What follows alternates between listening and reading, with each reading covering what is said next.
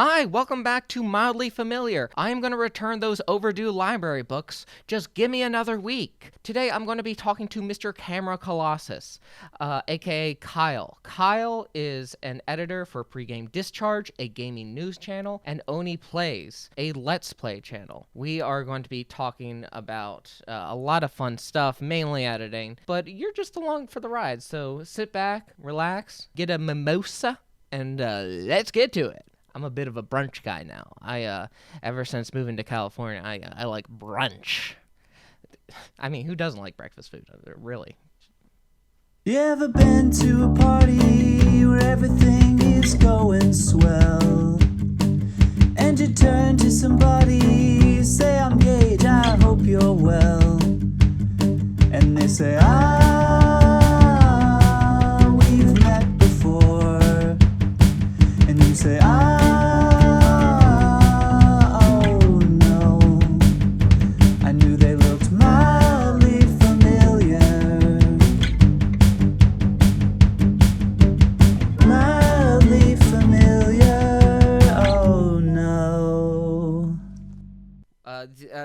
the interview with Kyle, take one. Aren't you excited for take two? We do this whole thing again. Yeah. I can't wait for take two. That's the sequel we've all been waiting for. Also, Kyle, quickly, math problem. What's 2 plus 2?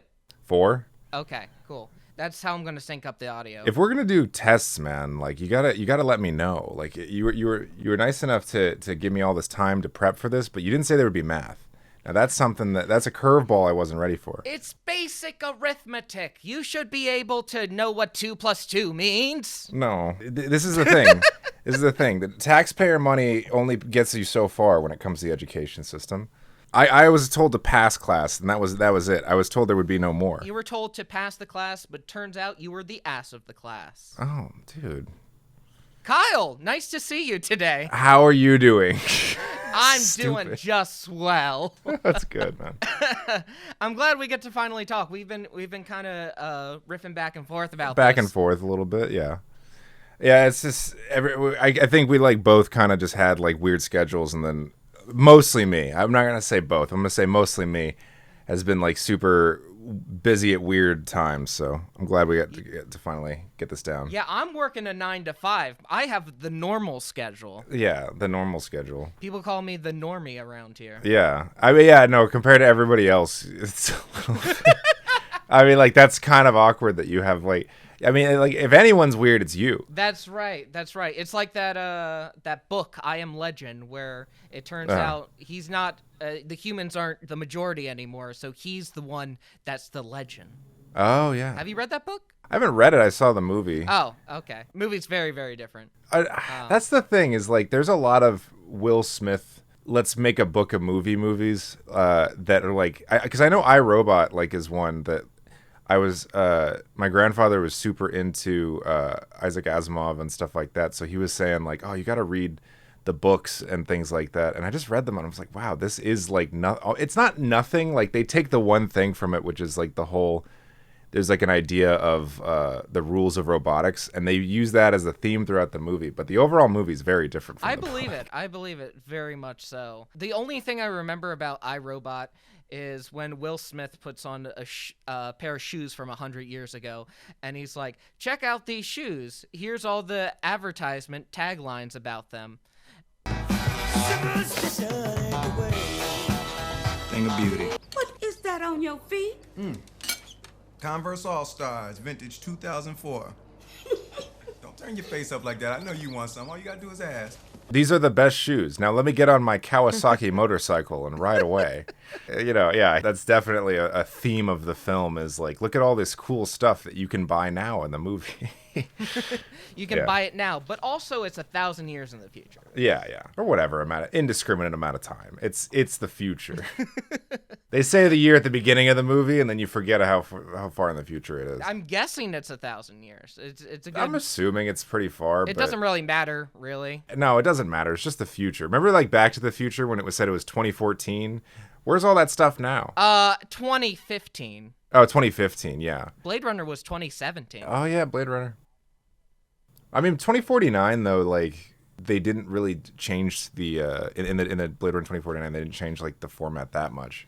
No. I feel like the original Blade Runner is like the only thing that's very different from what we have now is the fact that there's androids in it.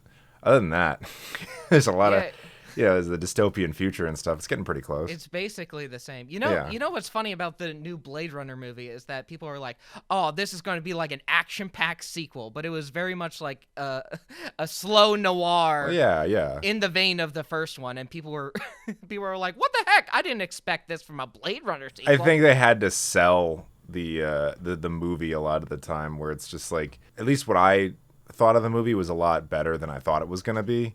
I was a little bit worried it was going to be like the action-packed, like kind of, oh man, let's blow up as many, things as we can. But they did a very good job of making it methodical and keeping the themes consistent and kind of, I think advancing the formula by a lot. Like that movie is so good. I love 2049. I agree. I think it very much elevates the original material, and you're absolutely right. Just for marketing purposes, they had to sell it as like a Harrison Ford, Ryan Gosling action movie. That super bummed me out too, because originally apparently they didn't want him in the trailers. Harrison Ford? Yeah, they wanted to keep him out of the trailers because they wanted that to be a surprise that he was in the film. Yeah. He wasn't even in the opening crawl. So I was just like the opening credits, and I was like, "That's so crazy that they were just like, you know what, we need to sell." And of course, like in a way, they're right, because I don't think the movie made its money back, at least not initially. Yeah. I was just talking to someone about. I was talking about the Metroid series actually, how that was a very critically and culturally important to video games, but those games sell like dog doo-doo. Yeah. In comparison to like Call of Duty and Pokemon and Madden and all that, I mean, they're a speck in the ocean. It's not Mario, it's not Mario, it's not Legend of Zelda. Nintendo's got so many flagship series that but I feel like that's the thing, is they've had Metroid games that were kind of selling at that level, and then they just kind of stopped paying attention to them, and then they didn't. I mean, like the fact that like they just showed a big 4 and everyone freaked out about it was like, it was kind of for Metroid Prime 4, like that was kind of significant, I think, in terms of like how much people actually like the series, but in terms of compared to their other just behemoths of games, it's just not the same. Like it just it doesn't measure up. I'm sorry, we are getting so sidetracked on movies and video games. And what are we doing? Are we trying to have fun here? Are we trying to have like an enriching conversation? We got to get down to business. Yeah, that's this important. Is purely business. But yeah, I did want to ask, how did we originally meet? I have a certain event in my mind, but I want to see if you remember differently. I want to say we met at a party, and I want to believe like that's the thing, is like I want to say we met at a party, and I want to believe that I was very sober and charming and didn't embarrass myself at all, but I have a feeling I've embarrassed myself in some way. Like if it's the party I'm thinking of, but it all blurs together, because like a lot of the time they're like when we go to like me and you like see each other, it's a lot of the times if it's at a party, it's at the same place. So I might be blurring them together. I'm certain it was one time before this, but the first time I remember seeing you was at a Halloween party where you're dressed up as the Terminator. Oh, yeah. Okay. No, that makes sense. Okay, so if that was the first time, that would totally make sense. Because that was before I had moved out near to the area. Yeah, I don't remember much of that party, though, to be fair. Oh, yeah. You did not make a fool of yourself, at least in front of me. No, I'm very good to an extent of like hiding how drunk I am, but like I was that party was nuts, just because like there were so many people there, and I just think like a lot of I think like it didn't get out of hand, but there was like more people definitely than I think intended. People thought were going to show up. Yeah, and it was kind of a smaller area too, so we were very compact in there. Well, the person who was throwing it rented out an Airbnb, and it was very like that was a very good idea, and it was a very cool place, but like there was an issue where like I think that he intended to have maybe 30-40 people there, and I think at least 60 people were there. There was a good amount. Like it got pretty crowded. But it was a great time. I remember it very fondly, what I do remember of it. But I just, I mean, like, I just remember that, like, I was telling our friend Amin, I was like, hey, man, I'm going to have to crash at your place, man. And then, like, I went over to his house, and there there's like 10 other people that were gonna crash there, and then we hung out until like midnight. I'm like, okay, I'm sober, I'm gonna leave. And it's just, I feel like I'm encroaching now, because like once you're not drunk anymore, it's like I don't want to stay here. Like, Oh, and I sure. you know, I don't want to be a bother. I'm thinking back. I want to say it was either 2017 or maybe even 2018. Probably 18. I would assume 18.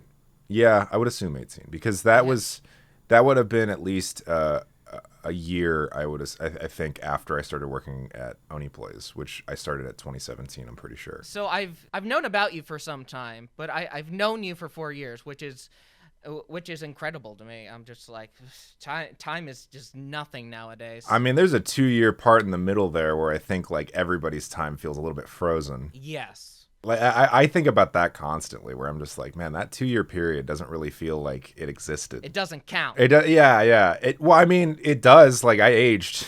I felt it. I feel that now. But no, yeah. In terms of like, just in terms of events, you know, because you don't have like the regular day to day. Just times, you know, it all blurs together into like one. Like, it feels like a month rather than a year, is what I kind of like describe it as. That those 2 years kind of feels like 3 to 4 months rather than like 2 whole years.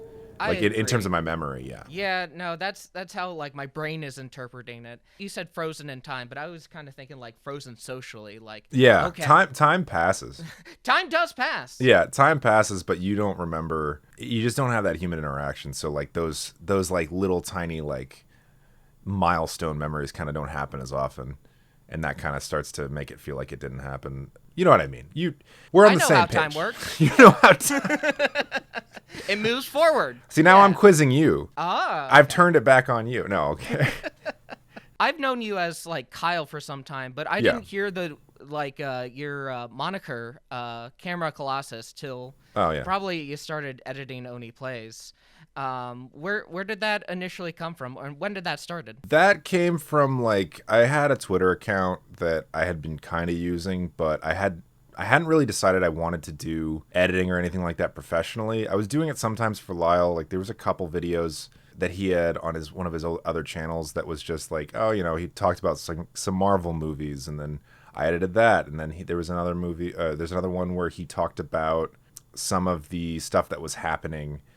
I think it was like some video game news related thing, and this was before Pregame Discharge. So I had done a few kind of, I think it was like, he was like his favorite game of the year or something like that. They were like these like list videos that he had just like was like, look, I kind of want to like, he's like, I could just make a Twitter post for this, but he's like, I need to make content and I kind of want to make it fun. So like, I'm just going to give it to you, and, you know, don't go too crazy on it, and just do whatever you want. And I kind of did a little bit of like in the style of the original Pregame, which was just more pictures and not really anything like too crazy. And then after that, I remember, I think we started doing Pregame Discharge in. I always remember the day we started it because the first episode of it came out July 4th. Coming up on your anniversary. Yeah, pretty much. Like in a couple weeks. I'll be 5 years doing the show after that. So wow. Yeah. Wow. Yeah, I mean, I guess 4, because like there was a year we took off basically. So gotcha. Yeah, 5 years since 2017, but we took like there was about a year hiatus there. The reason I hadn't changed my name on that Twitter account. I think I changed it when we were starting to do these videos. We had just done a video called, I helped him shoot a video called Life is Brutal. I am credited in that, but not as Camera Colossus. It was some other, I can't remember the name.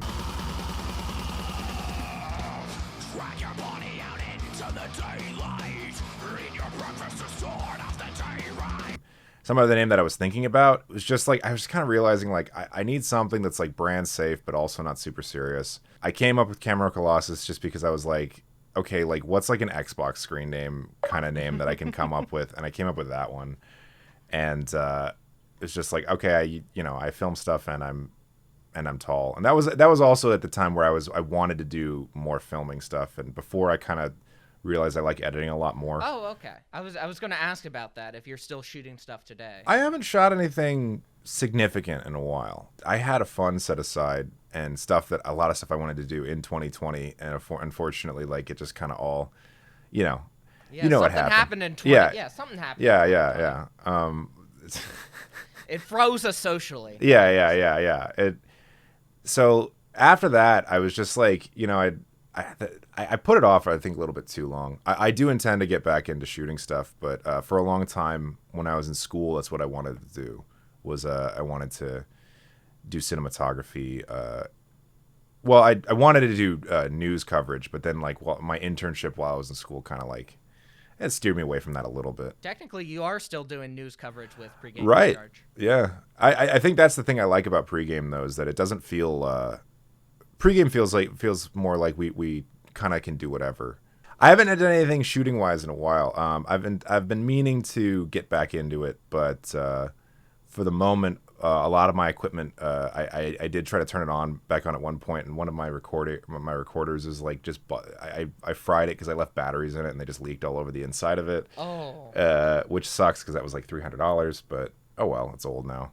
I'll have to I gotta get new equipment. Basically, is what I'm saying. Well, if you want to shoot something with these nifty DSLRs that I got, let me know. I gotta buy a new DSLR of my own, but I also gotta decide like on a budget for those. That's the biggest thing when you're buying cameras, man. It's like Yeah. I want to get a nice one, but I don't want to like have to get new mounts for my lenses and stuff. And it's just I love like just the like Canon 5Ds. Like those are my favorite cameras to use. They're so easy. But good Lord, Canon is just so like evil with the lenses. I hate that every few years they change them. Sometimes they change the mounts and then you have to buy a converter. And it's just like Nikon's great because they never change the mounts, but also Nikon's more of a photography camera, less of a video camera. So They sound like the Apple of video cameras. yeah.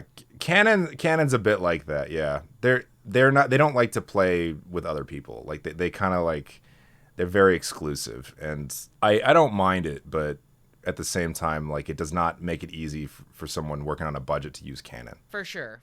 And you also have to kind of measure how often you're going to be using that camera. Yeah, that's the big thing, is that if I'm going to buy something, I want to make sure that I have like 2 or 3 things I want to shoot, not just one. Because if it's just one, I might as well just use, like, the cameras in our phones are incredible now. You know, Oh, yeah. I might as well just figure out some sort of stabilizer for that and use that. I honestly, like, I might buy what is it called? Oh my gosh. iPhone? No. I might buy a mount for my tripod. That's the word. For my tripod that's just for phones. Just because, like, I feel like that would probably get a lot more use than you would think. Oh, you know? yeah. I have one of those, and I just film TikToks and such with it. And it's, like, super cheap, too. Yeah. But the cameras in your phone, I think that's what a lot of people don't realize. A lot of people have asked me that sort of thing. It's like, oh, man, what camera should I get? I'm like, I don't know, man. But if you can film something using the camera in your phone, that's pretty good. Like, a lot of those are actually... you won't get, like, cinematography quality, but Apple has done shows that they shoot on the iPhone, like, to show off how good the iPhone camera is. So you can do good stuff with it. It might take some, like, you know, sticking some stuff on your phone, but you can shoot good stuff with your iPhone. Well, I think that's your fault for being named Camera Colossus. That's why people are asking you about this sort of thing. That's probably not. It's your own doing, my friend. Yeah, probably. I did want to ask. We did talk a little bit about pregame discharge, but how do you adapt your editing style to like different products or different projects? Projects. Sorry, like you also did Snark Tank too, right? For a bit, yeah. I was doing Snark Tank. I also edit for Oni Plays regularly, and a lot of it is just observational stuff. Like Oni Plays, I feel like if you see like a lot of those Let's Plays, they don't do some of the more complex edits as much. I was doing a lot more pregame discharge kind of centric edits around Oni Plays when I first jumped on. So like there's a few of them in there where like I was like, you know, using nests and making small like little like tweening puppets and stuff, and like, you know, after a while I kind of realized that, you know, it's not adding to the joke. Like, if I can't add to the joke on a serious level visually, it's probably not worth it. And then also like I think it just wasn't getting the kind of attention that I was hoping for from the audience. Like people were like, oh, this is cool, but it's not something that was like showing up in compilations that people were making or anything like that. So I was just kind of like, okay, you know, I'm doing this and then it's not helping me get stuff out faster. So it's probably better if I start pulling that back and kind of like going closer to what the editor I replaced was El Cid Rodrigo. his edits were a lot like snappier and just kind of like there were some like kind of more high effort stuff, but a lot of his stuff was just like really quick, so it didn't jump in front of the joke. Same like and then you compare that to also like Ding Dong, who was editing before him, who was like doing like really in-depth stuff, but he would change the whole flavor of the video. So Oni Plays was like really freeing in that way, where I could just kind of do my own thing. But now like it's like me and Lyle and Monica and Dex is also working on Oni Plays now. All do kind of like a similar style, which is just kind of like, if you can add to the joke, you can add to the joke visually. But typically the idea is just to try to make it so your editing doesn't jump in front of what the people who are being recorded are saying, and it doesn't step on the joke. Right. You don't want to make a joke. You want to elevate what's Yeah. being Well, said. you can make jokes, but you don't want it to distract from the conversation, if that makes sense. If the joke is kind of just like this little kind of exclamation point, that's fine. But you don't want it to be. Yeah. You don't want it to be like, oh, what the fuck was that? And then have them, like feel like they have to go back, and you don't want it to disrupt the flow of Right. the episode. Yeah, when I say make a joke, I mean like insert your own like. Well, yeah, oh, bah, bah, bah, bah, bah, here's a little video skit or something. yeah.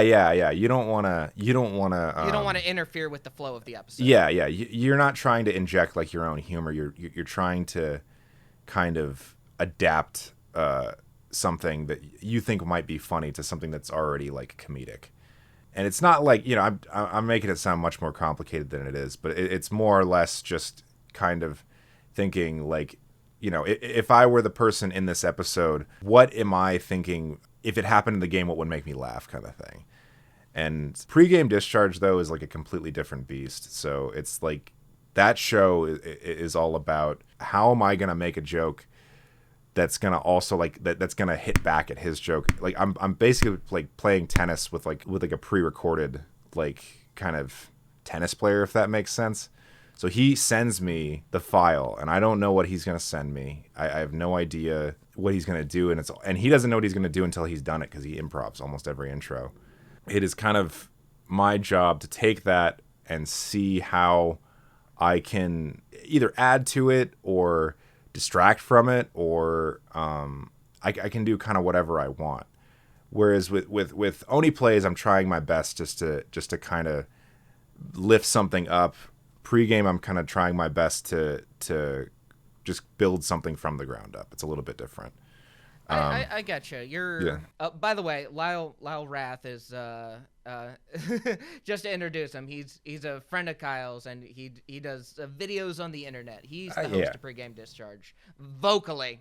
Lyle Rath is like he's basically a comedian. Like, I'll say just comedian. Yeah. Like, that's the most general term. Look at Wrath Club on YouTube if you want to like watch that. He's got a lot of good stuff on there, including Pre-Game Discharge, which I work on. Yeah, he would say something like, "Oh man, I kicked a baby today." Yeah, and that character would never do that. What are you talking about? No. Lyle's a gentle soul. Yeah, Lyle yeah. Rath is a gentle soul. Well, that's not Lyle Rath on the show. It's a different character. Oh, it's still okay. Lyle. It's All still right. Lyle, but it's not Lyle. It's like watch the show. Characterization. Yeah. It's Exaggeration. Yeah. But that character would never do that. Lyle would. The real one would.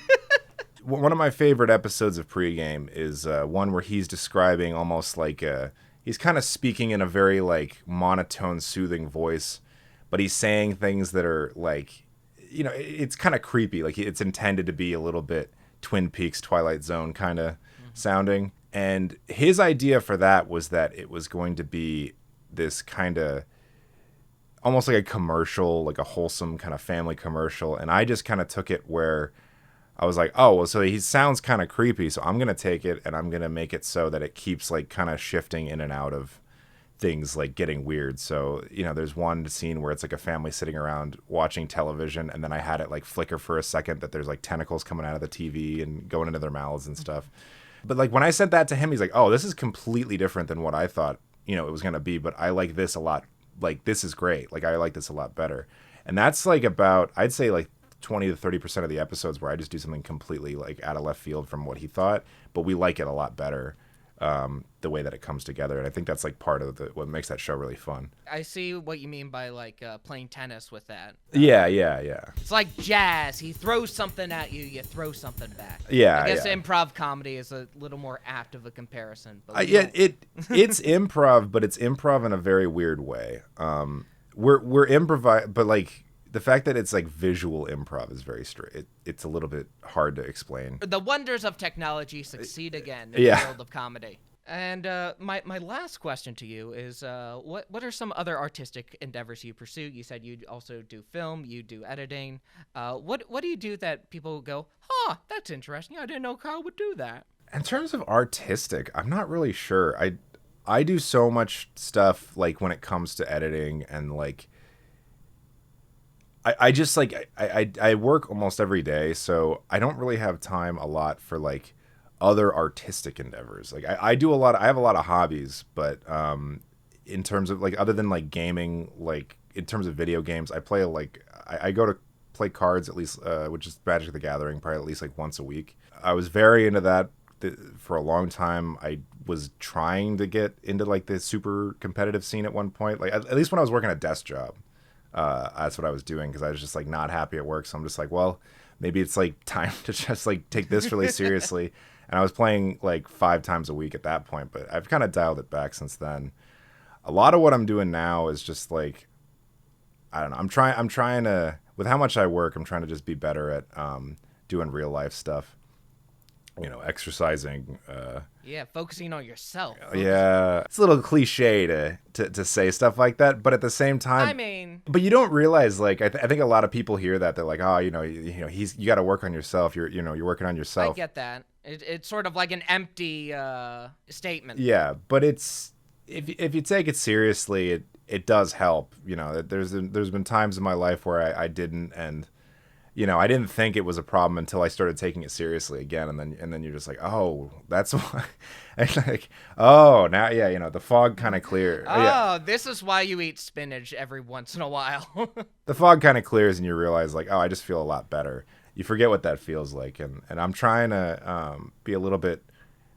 I'm definitely trying to eat healthier, and I'm trying to just be smarter about a lot of stuff, and like that's taken up.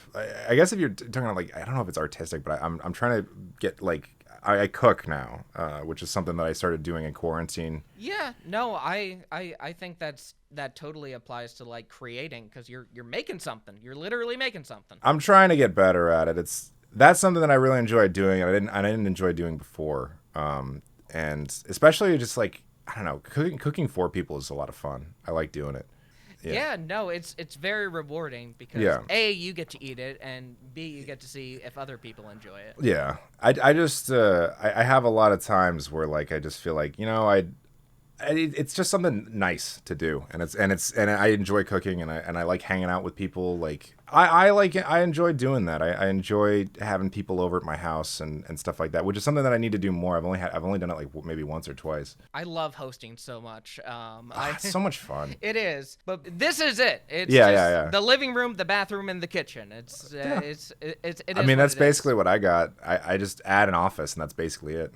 Like, man, I would love an office. I mean, like mine is, I say office, but it's really just like a room where we keep a bunch of stuff. Like all of this is my office, this corner.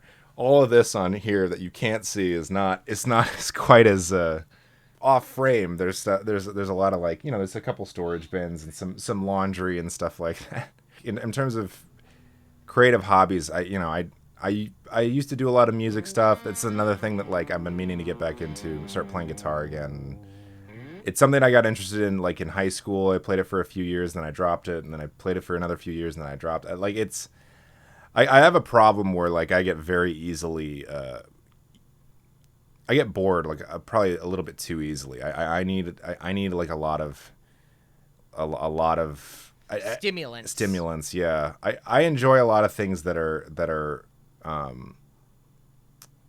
don't know, a little bit like just more for example like sports. Like I don't like that many sports, but like in terms of just if I'm gonna do anything like that, like I used to love to skateboard, and I snowboard still now. It's just anything that's a little bit, more adrenaline is something that I'd prefer to do than just kind of, I don't know, something about guitar where it's like if I'm practicing scales, I get bored too easily. I gotta get better at just kind of being diligent and realizing that that's where I gotta get, I gotta do in order to get to that level where it's like kind of that higher adrenaline feeling of playing the instrument. Yeah, I get you. I think it's good, though, to be a little more active and keep your brain kind of constantly thinking and constantly... Because I know when doing scales, your brain just kind of goes into autopilot mode. Yeah. Well, it's. I mean, there's a ton of stuff that, it's important that when you start learning it, you kind of got to get the basics down first. Oh, for sure. You can't start shredding right Yeah, out the gate. yeah. And I think that's the problem is that, like, there's a lot of stuff now where I'm kind of reaching that age where I'm just like, man, like, it's not that I don't have time. It's that I don't make the excuse to, like, go do it. If that makes sense. Like, I have time, but I've been doing other stuff so much that I'm just like, well, now, like, I don't feel like I can focus on that thing. I'm just I'm spent. So I'm going to play video games instead because, but like, it's so weird because, you just fill your brain with, like, just, color screaming at your face all the time. And maybe that's not the best thing. That's a bummer way to end the episode. No. Oh, come on. We can go for another 2 or 3 minutes and then we'll we'll end it. We're going to end it here. That's Yeah. it. No, I did want to ask, what dishes have you been cooking? Oh, a lot of the stuff I've been doing is the reason I got into cooking, like, when I first started doing it was because we kind of were, like, I moved out of my parents' place. I moved into this place and I was kind of just like, well, what's stuff that I can make that's easy? So I bought one of those Instapots. And that was, like, really interesting because of all the stuff I could cook in it. So I started making things where I was like, okay, well, I don't want to buy this and eat it from a can. So I'll learn how to make chili. And I've made like 6 or 7 different types of chili, which I'm proud of, like, at least 3 or 4, like, different kind of recipes that I've come up with. One that I got to try again, which I didn't go well the first time, but it's like a chicken chili that I made that was really good. But the problem was, is that, like, I kept having issues with the Instapot because it kept, Instapot's kind of touchy. Like, if it gets too hot, it'll say it's burning, and it wasn't burning, but it'll say it's burning, and then it'll turn off. So I was having issues with that, and I had to kind of just like cut my losses and put it in a slow cooker. But chili's one. I got a grill for my yard, a charcoal grill, and I've been trying to cook, like, different types of meat and stuff like that on there. The other one that I've been, like, getting kind of experimental with is just, like, anything, like, that's like a stir fry thing. None of this stuff is, like, super advanced. A lot of it is just, like, kind of things that you can't really mess up, but you can kind of just improvise with. Yeah, people have this perception of cooking that they just build up in their head so much that they're just like, whatever, I'm just going to order out or whatever. Yeah. But it's easy. It's pretty easy. Like, I just marinate some chicken and, like, some Italian dressing and Worcester sauce. Yeah. By the way, that's not the right way how to pronounce it. I know. Yeah. No. I'm not going to try either. I'm going to mess it up too. But no, there's a lot of stuff that, at the end of the day, if you just, like, want to make, that's the thing I think a lot of people, like, kind of, I know several people who are just, like, they just order Postmates a lot. I'm just like, you can just get stuff that, is always available in your house. There's a lot of, especially when you look at a lot of, like, East Asian cuisine, is, like, very easy to make if you know how to do it. And that's why, like, a lot of their food is just it's like street food, because it's just, you can just throw it in a wok and, like, make it. So, like, when like, what was the one that I was into? Pad Thai. I was making a lot of Pad Thai, which was it's just really nice. easy to, well, it's easy to make. You can buy rice noodles at the store that you just leave in water for, like, 40 minutes. And it softens them up, and then you just throw them in the wok when you're done. Like, you cook your meat, and then when the meat's done, you throw some veggies in. When the veggies are done, you don't, it's not always in that order. It depends on what you're cooking with. If you're cooking with beef, you throw the veggies in. If you're cooking with chicken, you maybe want to take the chicken out. And then, there's a bunch of different rules for it. But a lot of it is just throwing stuff into a wok and then seeing what works. I gotta start making Pad Thai, man. It's easy. Yeah, no. If you have any cool recipes or any techniques, send them my way. I would just look up if you just, like, look up a Pad Thai sauce and like how to make it. A lot of the time it's just soy sauce with oyster sauce and fish sauce, and then like a few, like I think like some sesame oil. There's a few other things thrown in there. And once you get the sauce down, like that's a majority of the flavor. So you don't even have to really season like your chicken with anything but salt and pepper maybe. And then, you get just some vegetables in there. And there's a lot of places have like the noodles that are in like those little packages that you can just throw in. And you keep them in your fridge and you just throw, like they're already cooked. You just throw them in to like kind of get the flavor in there and soften them up a bit. But they're anything like that, like anything that's really easy to make and it's delicious and just goes in a bowl. Like that's kind of what I've been doing a lot of. But it's a little bit like eating at home and trying to eat healthy is kind of difficult. Like if you don't, you want to like kind of just like challenge yourself and like learn new things, because then it's kind of exciting every time you do it. It's not too frustrating. And you want to cook stuff that's easy, because then otherwise you're going to be like, oh, it's too much hassle. I might as well just order Chipotle. You don't want to do that. Especially, I got so angry the other day when I was like ordering food, because I was on a stream with Lyle, and I was like, and after we ended, I was like, man, I'm so hungry. I'm just going to order Chipotle just so I can get back to work and do some other thing. And then he messaged me. He's like, hey, I wouldn't order. Like I said, I'm gonna order Chipotle, and then I hung up. Then he messaged me. He's like, I wouldn't order Chipotle. I'm like, I don't know. He's like, what are you talking about? And then I was like, finishing the order out, and it said $15. Then as soon as I went to order it, it said $24. I was like, whoa, what? Oh God. And then you just go through it, and it's like fees are like $2. Then you go to taxes and fees, and it's just like yeah, and they do like a gas surcharge. Yeah, there's all these like little things, and then I realized I was like, okay, well, I'll just go pick it up, and I like tried to order it from the app afterwards, and I was like, oh, they're charging more for the food as well. Like the food was like the burrito was $11, now it's $13. Yeah, everything. When you're getting it ordered, they change the price. I don't know if that's legal, but they do that. It doesn't sound legal. It doesn't sound legal to me either. That's a little weird. Well, Kyle, thank you so much for coming on and chatting with me a little bit. Oh yeah, of course, Had a fun time. No, it was great talking to you. I always like to. Yeah. I feel like I always go off into weird tangents when I talk with you, but it's always a fun time.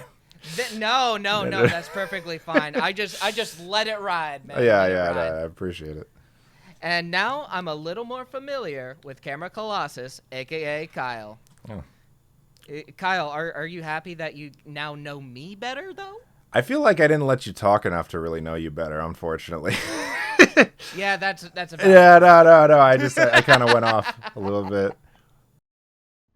Thank you so much for watching, and thanks to Kyle for coming on. If you like this video, make sure to like, comment, and subscribe. I'll have more guests coming on soon, and it'll be a rip-roaring good time.